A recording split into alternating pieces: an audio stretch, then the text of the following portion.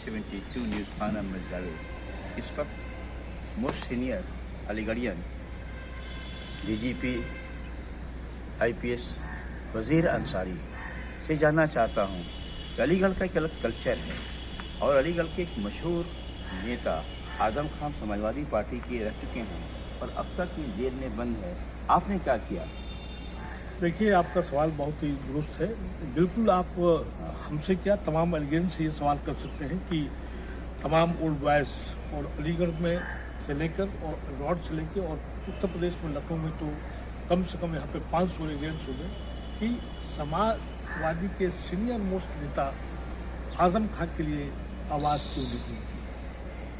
आप अगर आपको ठीक से याद हो, साल भर पहले जिस तरह से उनके साथ गुमजाची हो रही है, आप ही ने उनके बारे में जो है रेज किया था, तो मैंने उसको बयान दिया था उनके साथ नाइंसाफ़ी हो रही है और जुल्म हो रहा है। नंबर 1, तमाम अलीग्स को जो एमी ओल्ड बॉयज है उनको करना चाहिए। और सबसे बड़ी जो चीज़ है, समाजवादी पार्टी के इतने बड़े सीनियर नेता, यहाँ तक उनके पार्टी के खुद लोगों ने कुछ नहीं किया। और उसके साथ साथ ये भी बता दूँ कि जो कुछ कहा है, तो मैं ये तो नहीं कहता कि मैंने कहा, लेकिन मैंने भी उनको छुड़ाने के लिए जो उनके साथ कार्रवाई जो गवर्नमेंट ने किया, मैंने उसको करने किया है।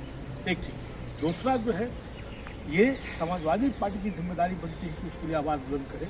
और एक समझता हूँ कि इसका खमियाजा जो है समाजवादी को कुछ करना पड़ेगा। इनके पास में कोई भी उस तरह का कद्दावर नेता नहीं है और साथ ही समाजवादी पार्टी ने उस तरह का किसी और मुस्लिम लीडरशिप को अपने समाजवादी पार्टी में डेवलप नहीं होने दिया, बनने नहीं दिया। और नहीं, यही नहीं, इसके साथ साथ उनके पास सेकंड लाइन के जो लीडर्स हैं अखिलेश जी के पास में नहीं है।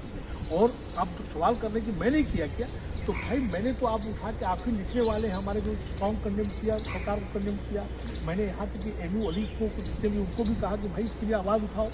यहाँ तक मैंने कहा कि भाई उनके लिए तमाम वो काम करना चाहिए, एक कमेटी बना के हमको ये काम करना चाहिए कि तमाम केसेस को देखा जाए कि ये कितने उनको आपको मुसलमानों का बहुत बुरा रखबर करके आ रही है। देखिए, मैं बताऊँ, बिल्कुल आपकी बात समझा, कोई मुसलमानों की पार्टी रहबर नहीं है। मैं बता दूँ, चाहे मायावती हो, चाहे कांग्रेस हो और जो है समाजवादी हो, मुस्लिम समाज का, मुस्लिम कम्युनिटी का कोई भी रहनुमा, कोई भी लीडर नहीं है। तमाम पार्टियां जो है मनवादी तत्वों से और मनवादी तत्वों के साथ साथ पूंजीवादी तत्वों से उनका वर्चस्व वहाँ पे हो गया है। और जब तक ये पॉलिटिकल पार्टी जो है आइडियोलॉजिकल बीजेपी के साथ में उनके पास बहुत बड़ा संगठन है, कम से कम 150 से ज़्यादा संगठन बना रखा है, उनको आइडियोलॉजिकली कोई लड़ने के लिए तैयार नहीं। मुसलमानों के साथ ही नहीं, SC ST OBC के साथ। मैं तो आपके माध्यम से कह रहा हूँ कि भाई OBC की जनगणना जो है आज हो रहा है, ये क्यों नहीं हो रहा है? आज यहाँ पे जितने बार जो है जुर्म जाति SC ST के साथ हुआ, मायावती कहाँ है? और मायावती की जो एटीट्यूड है, जिस तरह का उनका पॉलिटिकल वर्चस्व आ रहा है देखने में, तो ये बिल्कुल साफ है कि वो बीजेपी से मिल चुकी है। अब रहा कांग्रेस के अंदर, कांग्रेस में भी वही कल्चर आ गया है जो बीजेपी के अंदर है। बीजेपी का जो पैटर्न है वही कांग्रेस का भी, वही कांग्रेस में भी लीडर नहीं है। और कांग्रेस जो है सही रिप्रेजेंटेशन, वो आइडियोलॉजिकल लड़ाई नहीं लड़ रही है। जब आइडियोलॉजिकल लड़ाई नहीं लड़ेगी, तमाम इमोशनल मुद्दे, तमाम जज्बाती मुद्दे, भावनात्मक मुद्दे उठाए जा रहे हैं, उसको कंटिन्यू क्यों नहीं करना है? ये साफ सी बात है कि हिंदू और हिंदुइज्म में बहुत बड़ा फर्क है। हमको गांधी का हिंदू चाहिए, हमको जो है विवेकानंद का हिंदू चाहिए, हमको इनका गोडसे का और उनको सावरकर का हिंदुइज्म नहीं चाहिए। हमको इस पर कोई बात नहीं करने को तैयार है। यहाँ की कांग्रेस के तमाम बड़े बड़े लीडर्स, समाजवादी के बड़े बड़े लीडर्स, जो भी है उस मुद्दे पर कोई बात नहीं कर रहे हैं। आप विकास की बात करो ना भाई, तुमने जीएसटी से क्या फ़ायदा हुआ, डिमोनेटाइजेशन से क्या फ़ायदा हुआ, हमारी बेरोजगारी कहाँ पे चली गई, हमारा एम्प्लॉयमेंट कहाँ पे चला गया, हमारा इकॉनमी कहाँ पे चला गया। आप फॉरेन देशों की बात करते हो, चाइना तुम्हारा कब्जा किए हुए, तुम्हारे पार्लियामेंट में तुम्हारे खुद पार्टी के नेता बोल रहे हैं, वरुण गांधी ने क्या क्या, सुब्रमण्यम जी ने क्या क्या, उस पर कुछ चर्चा करने की बात नहीं कर रहा। तुम भावनात्मक मुद्दे क्यों बात क्यों कर रहे हो भाई? ये मेरा कहना है जी। तो ये जो आपका अभी जो आपने के मुताबिक सही बात है कि भाजपा के पास बहुत सारी छोटी छोटी चीज़ें दल बना कर रखा है उसने हिंदू भावनाओं को कायम करने के लिए, जबकि खुद समाजवादी पार्टी में ये लोहिया वाहिनी थी और आपके बहुजन समाज पार्टी में कुछ संगठनें थी, ये क्या मुकाबला कर सकती हैं? नहीं, देखिए, ऐसा है कि संगठन बीजेपी के नहीं, RSS ने इनके पास 150 से ज़्यादा हर लेवल पे, हर प्रत्यक्ष में काउंटर करने के लिए इनके पास media cell, IT cell, propaganda करने के लिए गोदी मीडिया, ये तमाम चीज़ इन्होंने बना रखा है। और तमाम ये जो है नरेटिव ये लोग जारी करते हैं और ये तमाम ऐसे हालात में कैसे मुकाबला करेंगे लोग?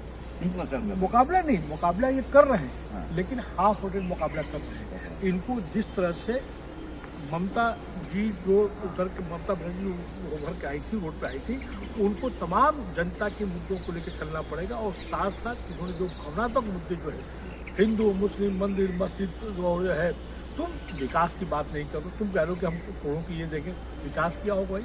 तुम जो बेच रहे हो तमाम जितनी संस्थाएं हैं जो प्रॉफिट पे तुम या तो कमज़ोर कर रहे हो और तुम जो है पूरी जो है जितने भी बिजनेसमैन हैं उनको तुम बेच रहे हो, उस पर कोई बात करने को तैयार नहीं। इनके पास में आइडियोलॉजिकल लड़ाई लड़ने के लिए इनके पास में कुछ नहीं है, इनके पास मीडिया नहीं है और जिस तरह से ये खुद इनकी पॉलिटिकल पार्टी जो है मनवादी तत्व पूंजवादी तत्व पे आ गया है और जब तक जो है इन पॉलिटिकल पार्टी का SC ST का OBC का दलित का इनका साथ नहीं होगा, सत्ता में नहीं आ सकती। शुक्रिया आपसे बात करने के लिए। Thank you.